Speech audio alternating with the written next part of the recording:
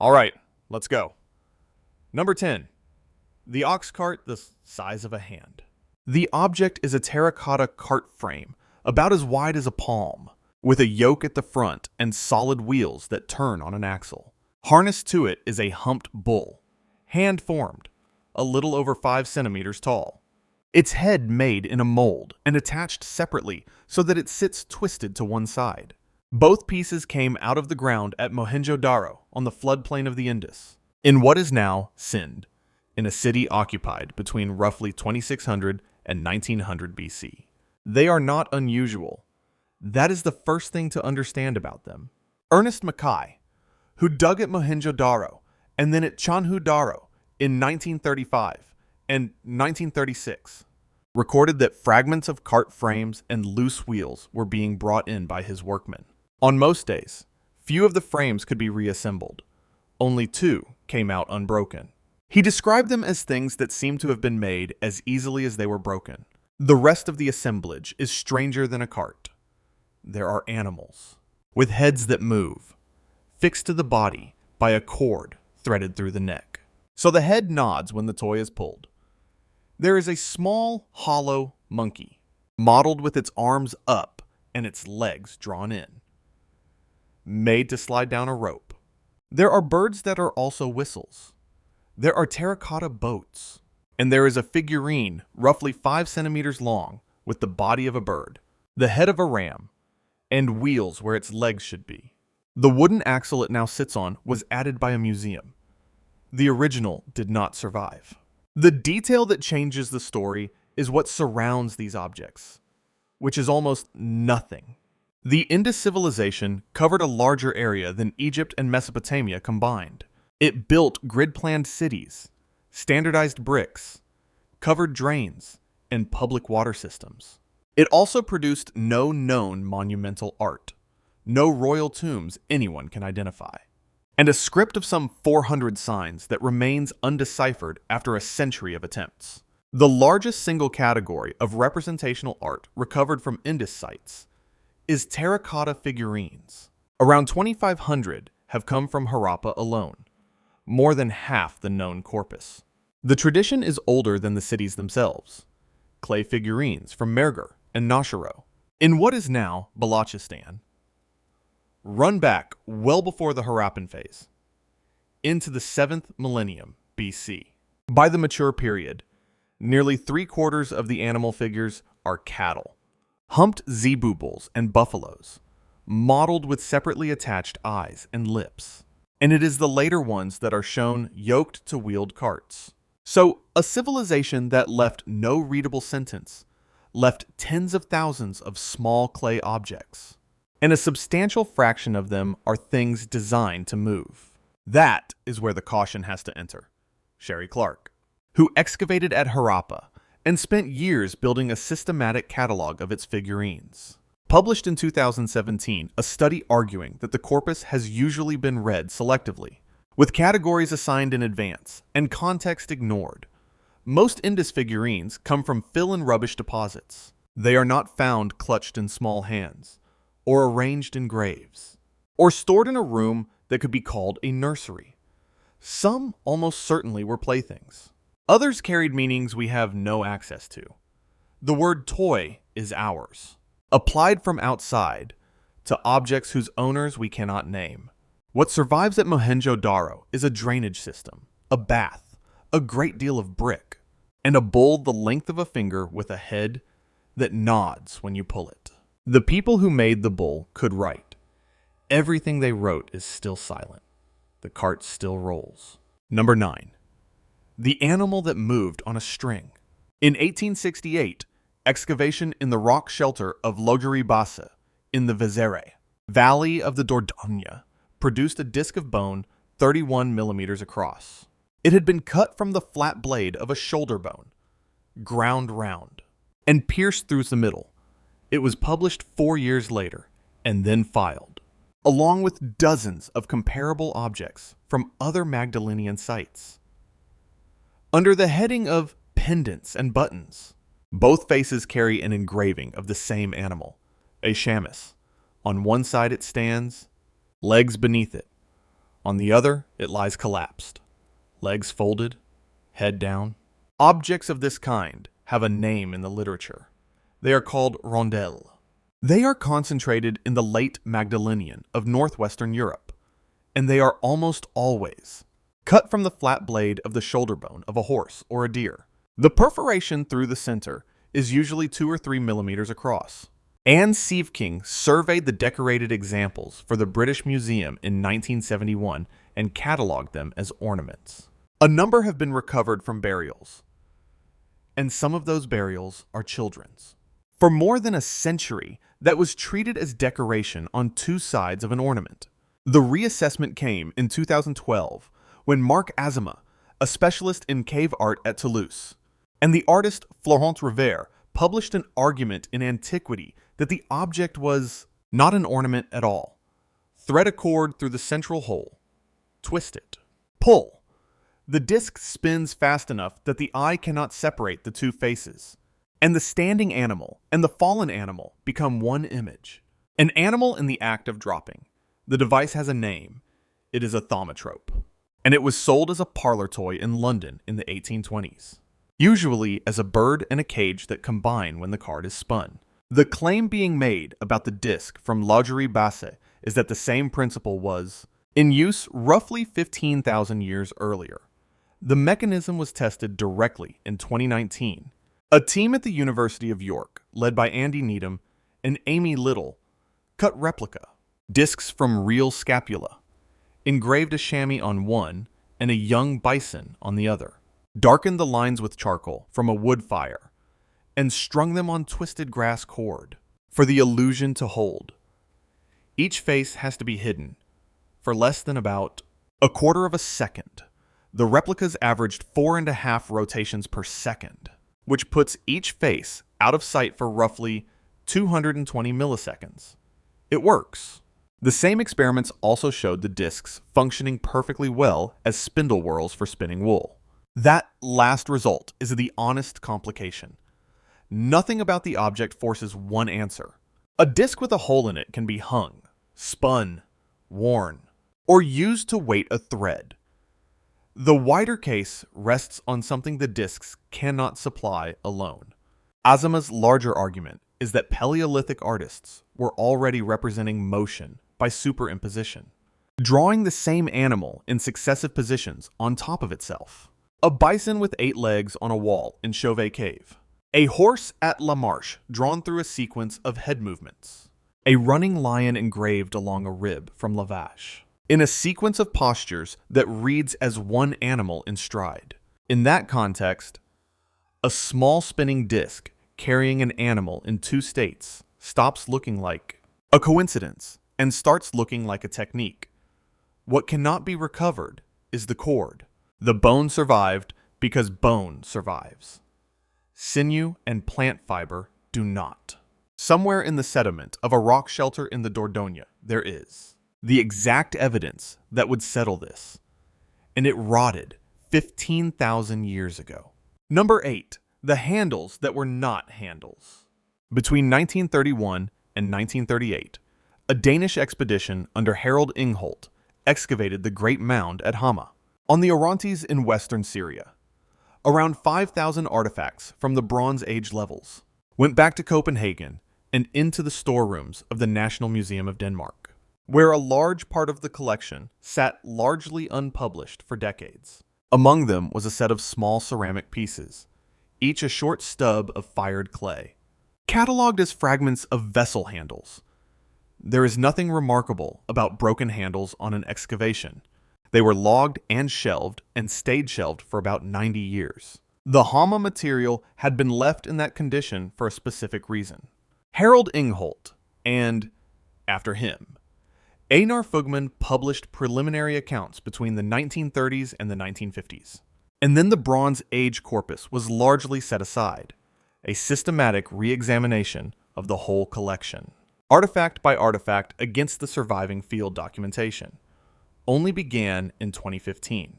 In 2025, Georges Muammar, working with Stephen Lumsden, Agnes Ivaka, and Mette Marie Hald across the National Museum of Denmark, the French Research Center, Archaeorient, and the University of Milan, published a re-identification of 19 of them in the journal Childhood in the Past. They are not handles. They are the grips of rattles. The identification was made by comparison. A few kilometers north of Hama, at the cemetery of Al-Zalakiyat, an intact example survives. A small hollow clay body on a short handle, sealed, with pebbles inside. Set the Hama fragments against its outline and they match in style, in scale, and in the way the pierced body sherds curve. The material is early Bronze 4, roughly 2500 to 2000 BC. Two measurements decide what they were for. The handles are too small for an adult hand and fit a very small one. And the noise is wrong. Muammar tested the intact rattle from Al-Zalakiyat and found the sound it produces is quiet, a soft shuffling rather than a percussion instrument. An X-ray of a later animal-shaped rattle from the same site showed the filling was not pebbles, but small fragments of baked clay, which is quieter still. The clay itself carries the last piece. It is the same calcareous fabric as the professionally produced tableware at Hama, worked and finished to the same standard. What makes this significant is not that Bronze Age infants had rattles. It is that the rattles were made by the town's potters, out of the town's best clay, alongside the bowls and cups. And they came out of the fills of ordinary houses, rather than temples or graves. That is a product. Somebody was making objects for babies at commercial scale in inland Syria 4,500 years ago, and somebody else was buying them. The alternative readings have not gone away, and they are reasonable. The musicologist Richard Dumbrell has argued that clay rattles from the ancient Near East would have carried enough volume to serve as instruments, and elsewhere they turn up in burials, including graves from the Ubaid period, more than 7,000 years old, where a noise-making object placed with the dead is easier to read as protective than playful. Sound wards things off. That interpretation is old, and it is not foolish. The excavation records do not settle it either, because the exact find spots were never written down. What can be reconstructed is the architecture, a sequence of domestic buildings rebuilt on the same plots across 5 successive phases, with the rattles among the complete and reconstructible vessels that accumulate in the fill of a house. What the Hama material adds is domestic context and volume. This is the largest securely identified group of its kind in the Near East, and it came from houses. 19 stubs of clay in a museum drawer in Copenhagen, mislabeled through the whole of the 20th century. Each one was the part that a hand held. Number 7. The wheels that went nowhere. The object is a small clay animal, sometimes a dog, sometimes a deer or a jaguar or a peccary, 10 to 20 centimeters long. Its legs are pierced. A rod passes through the holes, and on each end of each rod sits a clay disc, pushed along a floor. It rolls. There are about 100 of them, and they come from Veracruz, Hidalgo, Guerrero, Michoacan, and El Salvador. Most date between roughly AD 500 and 900, and they are especially common in Toltec period deposits at Tula, north of Mexico City. They divide into 2 traditions: small, solid-bodied figures from the Veracruz region and the north, and larger hollow ones further inland, some of which are also whistles, blown through the tail. Nowhere in pre-Columbian Mesoamerica is there a wheel that carries anything. No cart, no wagon, no barrow, no potter's wheel, no pulley. The societies that produced these objects built pyramids, ran long-distance trade networks, tracked the movements of Venus, and used a positional number system with a symbol for 0, and the only application of the rotating axle, any of them. Left behind is a clay animal on 4 discs. The finds were doubted at first. Desire Charnay reported wheeled figurines from central Mexico in the late 19th century and was not widely believed. The objects were accepted only when controlled excavation produced more of them, notably at Tres Zapotes in Veracruz in the 1940s under Matthew Sterling, with further examples identified in museum collections by Gordon Ekholm, Rotation itself was familiar. Mesoamerican spinners used weighted whorls on a spindle, which is a disc turning on, a shaft, and does the same physical work. What was never built was anything that used a rotating axle to move a load across the ground. The obvious explanation is the one nearly everyone reaches. These are children's toys. And the wheel was invented in Mesoamerica, but never scaled up because there was no draft animal to pull a cart and the terrain was mountainous and forested. The problem is that the archaeology does not sit comfortably inside that explanation. In 1987, Richard Dial and Margaret Mandeville, publishing in Antiquity on the Tula material, pointed out that the securely documented examples do not come from the contexts you would expect for playthings. They come from burials and offerings. Terry Stalker and colleagues had made a related case the year before, working through the wheeled figurines from Tula in the journal Mexicon. There is also an argument from the nature of toys themselves, made decades ago by the Mexican writer Francisco Javier Hernandez and quoted ever since. A toy is almost always a small copy of a full-size thing. Children play at driving carts because there are carts. In Mesoamerica, there were none. Whatever these objects were modeled on, it was not a vehicle anybody had seen. And the distribution has a hole in it. No examples have been reported. From a broad band of southern Mesoamerica, covering the entire Maya-speaking zone, and Chiapas, a region in constant contact with the areas where the figurines are common. If they were simply amusing objects for children, that absence is very hard to explain. Adults in one region do not withhold a harmless pleasure that their trading partners a few days walk away are enjoying. So the safer statement is narrower than the popular one. Mesoamericans understood the axle and the rotating disc. They applied that understanding to small animal effigies in a limited region for perhaps 4 centuries.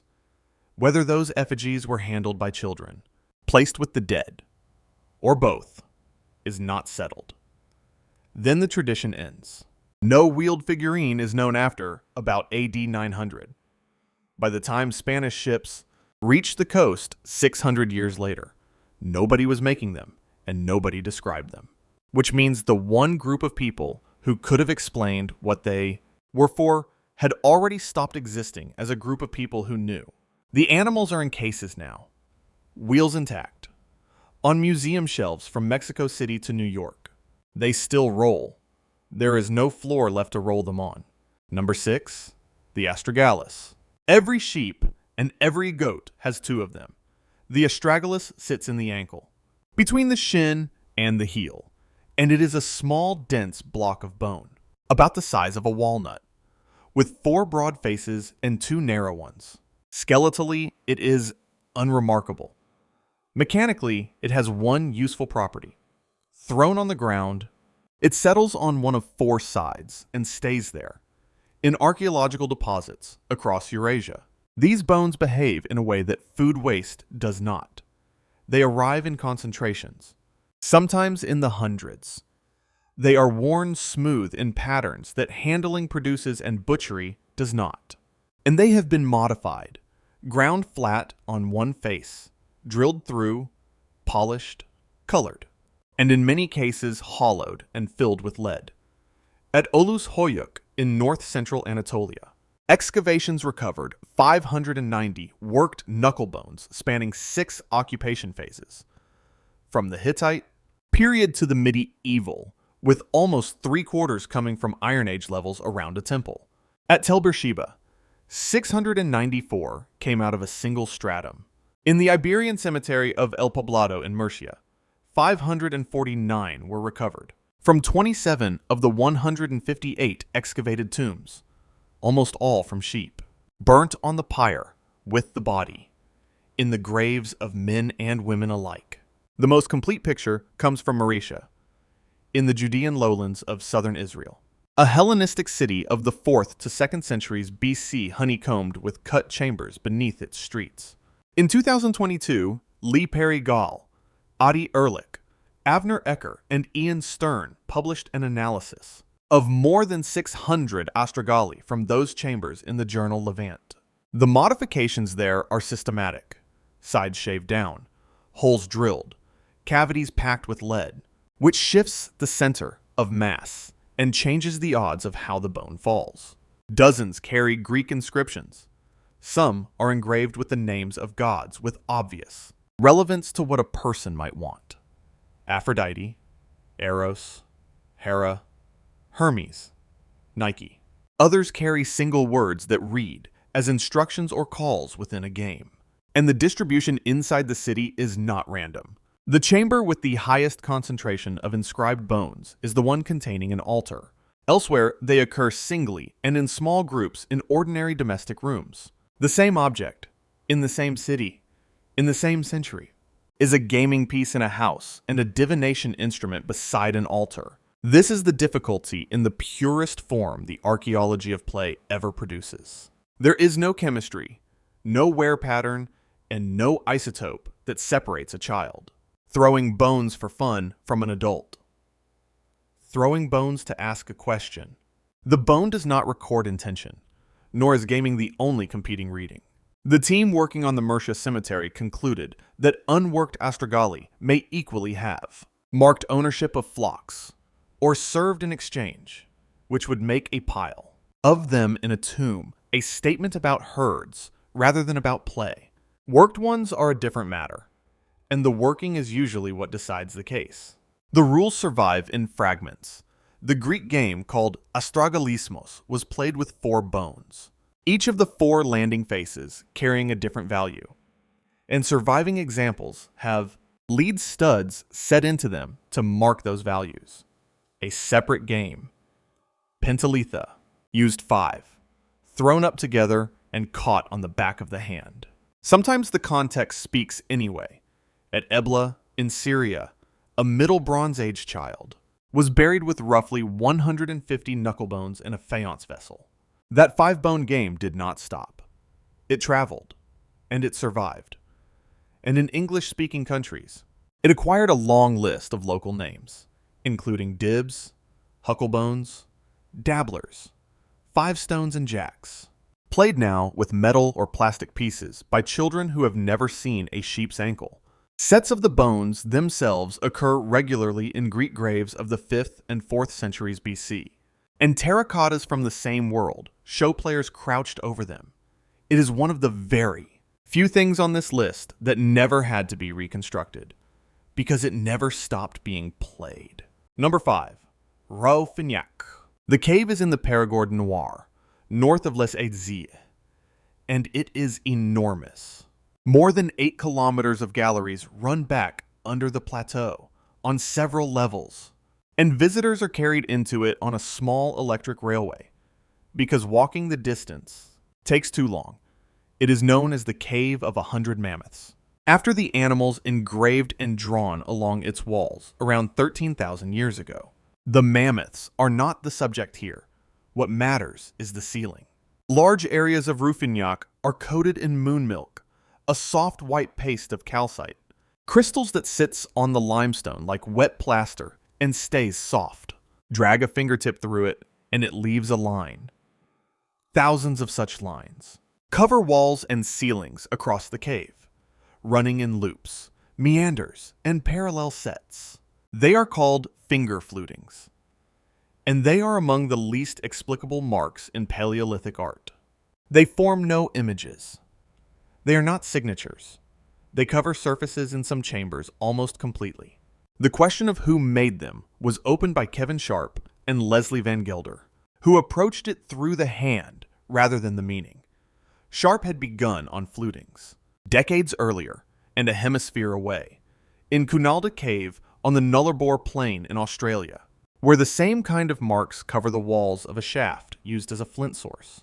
3 fingers dragged together leave a band whose width is set by the width of those fingers. Sharp and Van Gelder measured the 3 middle fingers of thousands of living people of known age and sex, built the relationship between finger width and age, and then took calipers into the cave. Their conclusion, published in Antiquity in 2006 on Chamber A1, was that a large proportion of the flutings there were made by children between about 2 and 5 years old. A 3-finger band narrower than 34 millimeters, on their data. Effectively cannot be an adult. Later fieldwork with Jessica Cooney of Cambridge extended the result across the cave. They proposed a group of perhaps 8 to 10 individuals, 4 of them aged 7 or under, and reported children's marks in every chamber. There is one measurement that is harder to absorb than the ages. Some of the child-width flutings sit high on the panels, well above the reach of the child who made them. Somebody was holding them up. The method has been challenged, and the challenge is worth stating properly. In a comment published in Antiquity the following year, Dick Stapert reanalyzed the 50 measured flutings from chamber A1 statistically and argued that the width distribution is sharply bimodal, meaning that 46 of the 50 were probably made by just 2 children rather than a crowd. He also concluded that at least one of them was almost certainly a girl, of 2 or 3. His objection is not that children were absent. It is that the number of children has been overstated. Other researchers have gone further and questioned whether finger width is a reliable proxy at all. What survives the argument is the physical situation. Children were taken hundreds of meters into an unlit limestone system, in the dark, on foot, and while they were in there, they put their hands on the ceiling and pulled them along it. The same is true elsewhere. Children's footprints are preserved in the floors of Pech Merle, Chauvet, Tuc-Dodubert, and Nio. Flutings and hand marks attributed to children have been reported from Coscar, El Castillo, Fontanet, Font de Gaume, and Montespan. At Gargas, a small hand was held flat against the wall while pigment was blown around it, and the hand of an adult is in the same stencil, holding it there. That leaves the part nobody can settle. These are cold, wet, airless spaces where a torch is the only light and a wrong turn separates a person from the group. April Nowell, who has worked on this material with Van Gelder, has put the problem exactly as it stands. The presence of toddlers in the deep galleries is now documented, and the reason anyone took them there is not. The flutings are still on the ceiling at Rouffignac. Moonmilk does not harden. 13,000 years later, the surface is still soft enough to take a fingerprint, which is precisely why nobody is allowed to touch it. Number 4, the flint that went wrong. In 1971, amateur archaeologists walking a field at Étiolles in the Essonne Valley about 30 kilometers upstream of Paris began picking up worked flint. Excavation started the following year and has continued for more than half a century. What lay under the field was a series of Magdalenian camps, roughly 13,000 years before the present era, buried in the fine silts of a Seine flood and effectively untouched since. The preservation is the point. Hearths sit where they were built. Stone slabs mark the footprints of tents. Around them lie reindeer and horsebone, antler being worked into weapon points, and flint in extraordinary quantity, still lying where it fell. The flint at Étiolles is unusually good and unusually large. In one of the older dwellings, a knapper worked a block down and took off a guiding blade very nearly 50 centimeters long, followed by a series of blades between 30 and 40. Producing a blade of that length, without shattering, the core is at the outer limit of what the technique allows. It requires years of practice and a precise understanding of how force travels through stone. In the same camps, other blocks were destroyed.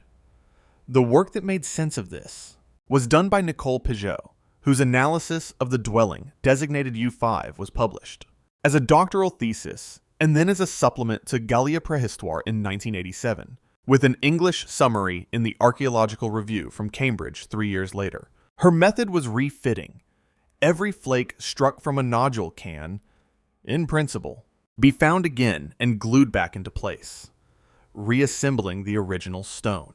Refit a core, and you do not just recover its shape. You recover the order of the blows, and therefore the decisions.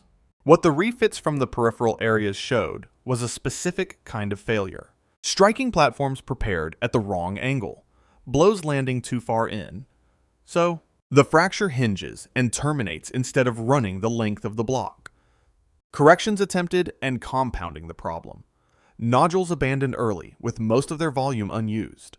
Not random damage. The characteristic mistakes of somebody who understands what they are trying to do and cannot yet do it. Then, the spatial pattern turned it into something else. The failed sequences are not scattered through the camp. They cluster away from the central hearth, at the edges of the occupied space, and they were worked on poorer and smaller blocks. The finest raw material and the most demanding work stayed at the center. That is the pivot. And it is worth stating plainly. The camp was organized so that access to good stone tracked competence, and so that the people who could not yet do it were sitting a few meters away from the people who could, working inferior material, in sight of the hearth. Peugeot read this as an educational structure. Comparable patterns were subsequently identified at Pansevant and Verberie, and the recognition of apprentice sequences is one of the main reasons the Paris basin camps are now understood as family groups rather than parties of hunters. The later analysis pushed further into the social arrangement. One occupation level at Étiolles, excavated across roughly 700 square meters, holds 2 dwellings and 4 hearths, each dwelling read as a household. Refitting works across the boundary. Cores and blades struck in one shelter turn up in the other. Material moved between the 2 families in both directions, and it did not move evenly. The larger dwelling holds the elaborate architecture and the most demanding knapping. The smaller one may have contained no fully experienced knapper at all. Next to one of the hearths, the excavators recovered an engraved stone carrying horses, reindeer, and a creature that corresponds to no living animal. Finds like that are rare in the Paris Basin, and it links these camps to an image world running from Spain to Germany. One limit has to be respected. Stone does not carry an age. What refitting demonstrates is immature technical competence. An immature competence is not automatically a child. A visiting adult who had never learned this particular tradition would leave similar debris. The inference to children rests on the whole pattern, not on any single core. The long blade and the ruined block are both in the collections of the Prehistory Museum for the Île-de-France. They came out of the same camp, within the same few weeks, in the same summer, from the same Flint, and they were struck by 2 people sitting a short walk apart. Number 3. The thumbprints in the oldest fired clay. The object is a lump of fired loess, roughly the size of the end of a thumb. There are thousands like it. It has no shape that means anything. No face, no legs, no perforation. And across part of its surface are the ridges of a human fingerprint, pressed into the clay while it was still soft. It comes from southern Moravia, in what is now the Czech Republic, from a cluster of Gravettian settlements at Dolní Věstonice, Pavlov and Predmosty that were occupied around 30,000 years ago. These sites are where fired ceramic technology appears for the first time anywhere on Earth. The first pottery vessels are roughly 14,000 years later. Here, there are no vessels at all. There are figurines, animals, and human forms. And there are these fragments. The technology was reconstructed in a 1989 study in Science by Pamela Vandiver, Olga Sofer, Bohuslav Klima, and Jiří Svoboda, working through a typology of more than 5,000 ceramic pieces. The raw material is the local wind-blown loess, mixed with water and nothing else of consequence. Firing temperatures ran between roughly 500 and 800 degrees, consistent with the hearths at the site. Then they looked at how the pieces broke. The fracture surfaces show thermal shock in a material whose thermal expansion is low, which means the objects were going into the fire wet. Their conclusion was that the making, the firing, and frequently the shattering of these objects may have been the whole purpose, rather than the production of anything durable. More than 10,000 fragments have come out of the site cluster. Almost nothing is complete. What can still be identified is a bestiary, mammoth, rhinoceros, bear, lion, including a head mottled with the muzzle wrinkled back, owl, horse, human bodies. Among them, the small female figurine that has become the site's emblem, which was itself broken in antiquity and shows a crack running from the fire. The clay also caught things that never survive anywhere else. Pressed into some of the fired fragments from Pavlov are the impressions of textiles, twined and plaited cordage, netting, and basketry, recorded by Olga Soffer, James Adivasio, and colleagues. Nothing woven survives from 26,000 years ago. What survives is the negative, of it in burnt mud. The next layer arrived from the surfaces themselves. In 2002, a team including Miroslav Kralik identified a fingerprint on the ceramic. Female figurine known as the Black Venus of Dolny Vestonice, and estimated, from the ridge density, that it belonged to a child of about 10. The full argument was published in October 2024 when Rebecca Farbstein, April Nowell, and Marco Parasani reported in PLOS 1 on 489 ceramic artifacts from 5 of these sites. They assessed each against criteria used across archaeology and ethnography to identify the work of learners. Uneven wall thickness, poorly joined limbs, features out of proportion, forms abandoned part way, surfaces worked without control. A substantial part of the assemblage falls on the novice side of those criteria, and the combination of that pattern with the fingerprint evidence led them to argue that a significant proportion of the oldest ceramics in the world were made by children. Two details support the reading rather than the technology. None of this material has ever been recovered from a burial, which is unusual for objects assumed to be symbolically loaded, and it concentrates around hearths, in the places where people sat, in the condition of things dropped and left behind. The careful version is that novice is a technical category and does not resolve automatically into child. The criteria are probabilistic, and the study says so. There is one more thing worth knowing about this technology, which is that it did not survive. The Moravian tradition ends, and for roughly 10,000 years, nobody anywhere is firing clay into shapes.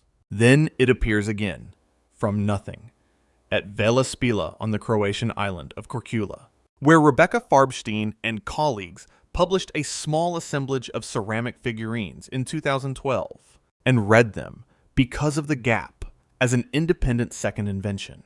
The oldest manufacturing process our species ever devised was worked out, practiced for a few thousand years, dropped, forgotten, and worked out again by people who had never heard of it. But the ordinary version is difficult to avoid once it has been said out loud. Somebody dug wet loess out of the ground, squeezed it into shapes, put the shapes in the fire, and walked away when they were called. The oldest ceramic tradition on the planet consists mostly of small, failed objects lying near a hearth, and the fingerprints in them are small. Number 2. The footprints in the Hall of Mysteries. The Grotta della Basura opens in the hillside above the village of Toirano, in Liguria, at 186 meters above the sea. Behind the entrance, the cave runs 890 meters into Monte San Pietro. The deep sections were reached only in 1950. Cave Bear bone lies in it in quantity, in what has been described as a bear cemetery, with claw marks scored into the walls and paw prints pressed into the floor. Among them, in the clay, are the marks of human feet and hands. Their significance was recognized in the early 1950s by Virginia Chiapella, and they were studied intermittently for the next 60 years. Alberto Carlo Blanc described the innermost chamber in 1960 and read a line of 7 heel impressions, set a few centimeters from its main wall. Later work under Henry de Lumley added radiometric dating, and charcoal from the trampled surfaces placed the visit firmly in the late Upper Paleolithic. The full reconstruction came in 2019 in a study published in eLife by Marco Romano of the University of the Witwatersrand, together with Paolo Sitton, Isabella Salvador, Marco Avancini, Elisabetta Starnini, Fabio Negrino, and others, working under the Archaeological Authority for Liguria. They mapped 180 tracks with laser scanning and 3-dimensional modeling, measured them against reference data for foot proportions, and reconstructed the party. 5 people, 2 adults, an adolescent of about 11, and 2 children, one about 6 years old and one about 3. They entered together roughly 14,000 years ago, and they were barefoot. The route required them to get through a low tunnel to reach the inner cave, and the tracks record how they did it. Hands, knees, and the sides of the lower legs are printed in the mud along that stretch. It is the first evidence anywhere in the global record of fossil human footprints for crawling. The impressions show bare skin, so they were bare-legged as well as barefoot. Light was carried.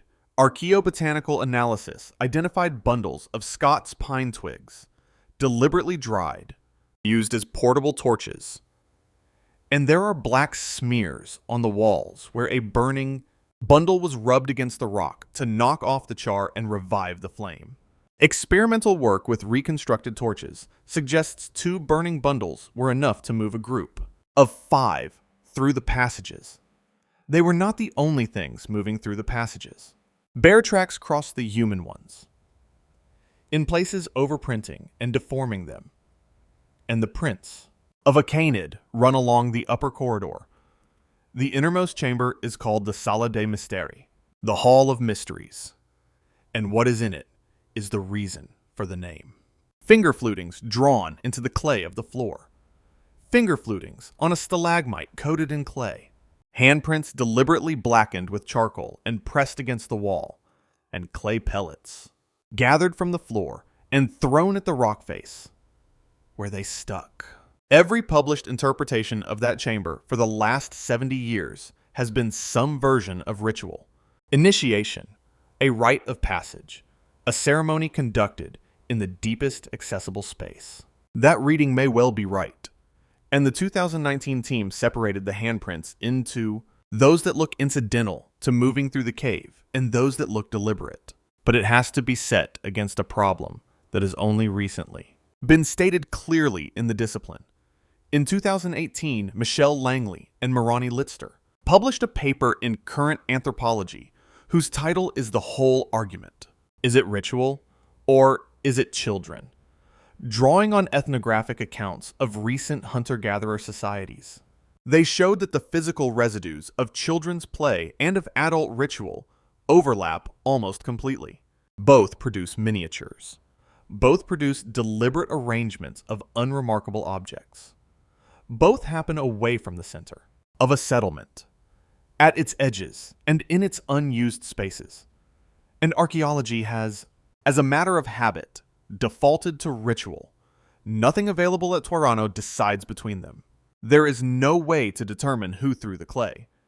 What is not in question is the composition of the group. A 3-year-old was taken 800 meters into a mountain, in the dark, without shoes, through a section that had to be crawled, by people who had prepared torches in advance and knew the way. The prints are still there, some of them sealed under a film of stalagmite. The cave is open to visitors. The Hall of Mysteries is not on the route. Number 1. Malta. In 1928, in the village of Malta, on the Belaya River in south-central Siberia, about 86 kilometers northwest of Irkutsk, a villager cutting a cellar into the frozen ground struck bone.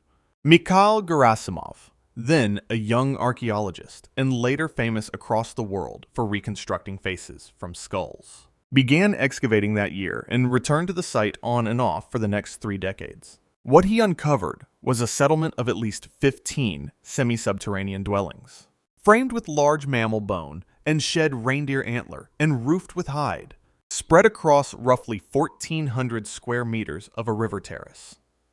Tens of thousands of artifacts came out of it. More than 800 were of ivory, bone, and antler. Female figurines, pendants, bracelets, perforated discs, beads, and plaques engraved with mammoths and birds, swans, geese, and ducks, carved from mammoth ivory, some with wings extended as though in flight, some cut with a flat base so that they stand upright on a surface without falling over. In 1929, Gerasimov opened a grave.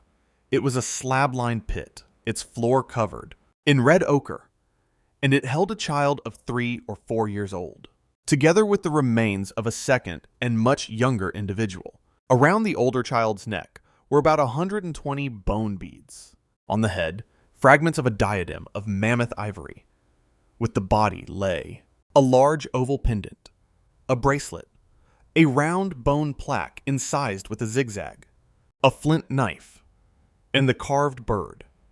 Gerasimov's own view was that this equipment could not have belonged to the child because of the child's age.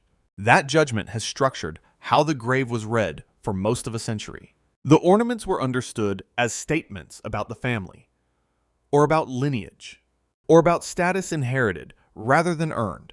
The skeleton itself is partial.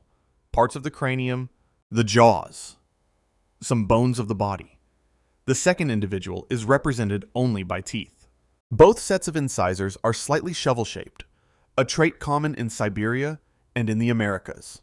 Though the bioarchaeologist, Christy Turner, examining the morphology, placed the remains closest to Upper Paleolithic Europeans. In 2021, Ludmila Lbova published a reassessment of the Malta collection in Evolutionary Human Sciences, approaching it specifically through the archaeology of childhood. She drew attention to 2 categories that had never been given much weight. The first is the group of small ivory birds designed to hang. The second is the animal figurines with flat bases, cut so they will stand. Neither category has an obvious function in an adult context. Both have close parallels in the recorded material culture of indigenous Siberian and far northern peoples, where such objects are hung above a cradle, given to a child, and kept. Her proposal is that some of these are toys, or amulets made for a child, or heirlooms passed down for children to hold. It is an interpretation, not a demonstration, and she presents it as one.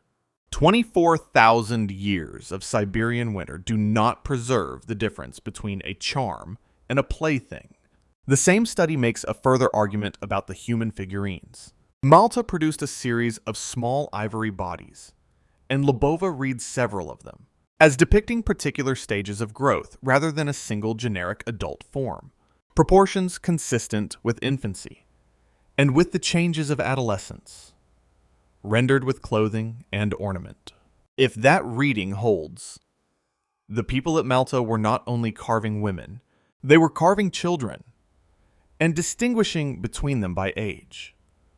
Then, in 2014, the boy in the grave stopped being an interpretive problem and became a person with a genome.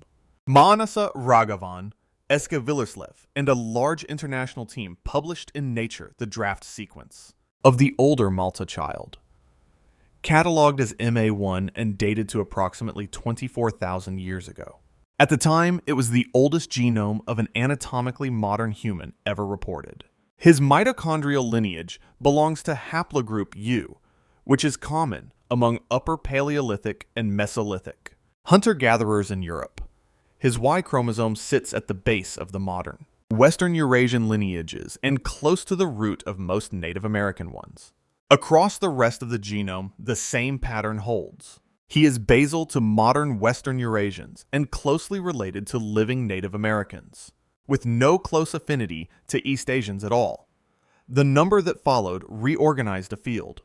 Between 14 and 38% of Native American ancestry, on their estimate, derives from gene flow out of the population this child belonged to, entering the ancestral American lineage after it separated from East Asians and before it diversified in the Americas. A second Siberian individual from Afontova Gora, roughly 17,000 years old, carries the same signature, which means the population persisted in the region through the coldest part of the last glacial maximum.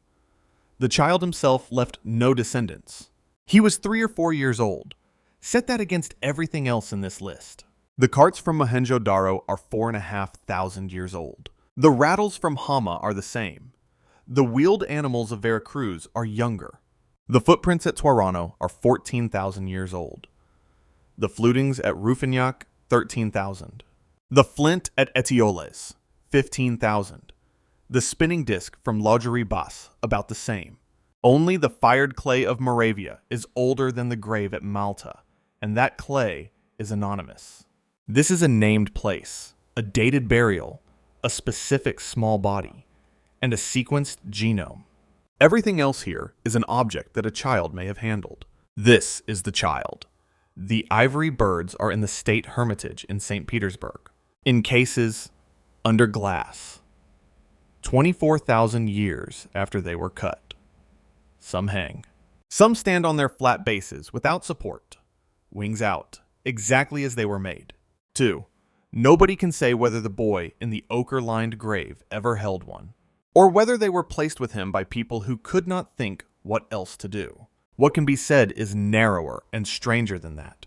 The population he came from is still here, carried in the ancestry of hundreds of millions of people across 2 continents, and a small carved bird still stands upright on a shelf in a museum, 4,000 kilometers from the river where it was made.